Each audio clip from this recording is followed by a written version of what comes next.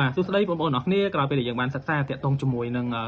ប្រភេទបាទតាក់ទងជាមួយប្រភេទតាក់ទងជាមួយនឹងប្រភេទដែលស្មើគ្នាហើយតាក់ទងជាមួយនឹងប្រភេទដែលមិនស្មើគ្នាបាទឥឡូវយើងមកធ្វើបន្តទៀតតាក់ទងជាមួយនឹងប្រមាណវិធីបាទតាក់ទងជាមួយនឹងប្រមាណវិធីនេះគឺយើងសម្ដៅទៅលើការបូកប្រភេទដែលមានភាគបែងដូចគ្នាយើងស្គាល់ហើយភាគបែងគឺនៅខាងក្រោមអញ្ចឹងយើងមើលរូបភាពយើងបាទតាមរូបភាពនេះគឺយើងអាចសន្និដ្ឋានបានថារូបភាពហ្នឹងគឺ2ភាគ4យើងដឹងណាព្រោះយើងធ្លាប់បានបំពេញរួចហើយបាទដល់ពេលអាមួយចំណិតនេះបាទមួយចំណិតនេះបានន័យថាមួយចំណិតហ្នឹងបើយើងនិយាយទៅបានន័យថារូបភាពរង្វង់មួយហ្នឹងដែលគេផាត់មួយចំណិតនេះបាទគេផាត់មួយចំណិតហ្នឹងបាទអញ្ចឹងបានន័យថាហ្នឹងគឺ1ភាគ4បាទបានន័យថាយើងដកចេញមួយចំណិតនៅលើ4ភាគទាំងអស់ណាបាទអញ្ចឹងយើងបូកយ៉ាងម៉េចដល់ពេលយើងបូកបានន័យថាយើងយកមួយចំណិតហ្នឹងបាទយកមួយចំណិតដែលយើងបានជ្រៀកចេញហ្នឹងបាទយកមកទៅបំពេញកន្លែងនេះណាបាទអញ្ចឹងយើងទទួលបានរូបភាពថ្មីមួយទៀតនេះយើងឃើញអត់នេះបាទរូបភាពថ្មីដែលយើងទទួលបានហ្នឹងគឺម៉ានគឺ3ភាគ4បាទយើងឃើញថា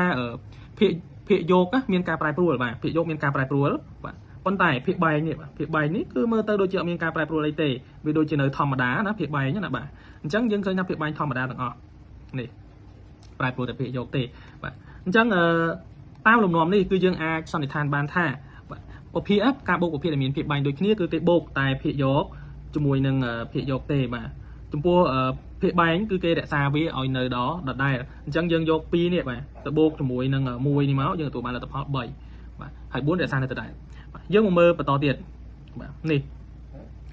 ដូចជានេះជាដើមបាទយើងឃើញទេបាទយើងបូកផ្នែកខាងលើឬក៏យើងបូកភាគយកហើយភាគបែងរក្សានៅដដែលអញ្ចឹងដើម្បីស្វែងយល់ខ្ញុំនឹងបន្ថែមលំហាត់ឲ្យបងប្អូនអរគ្នាបន្ថែមទៀតឧទាហរណ៍ដូចជាបងប្អូនសាកធ្វើមើលបាទសាកធ្វើលំហាត់នេះសាកមើលណាបាទអញ្ចឹងខ្ញុំមាន2ភាគ3បាទបូកនឹង1ភាគ3ស្មើប៉ុន្មានបងប្អូនអាចធ្វើបានបាទខ្ញុំតាំងនឹងដោយ A បាទ B 5ភាគ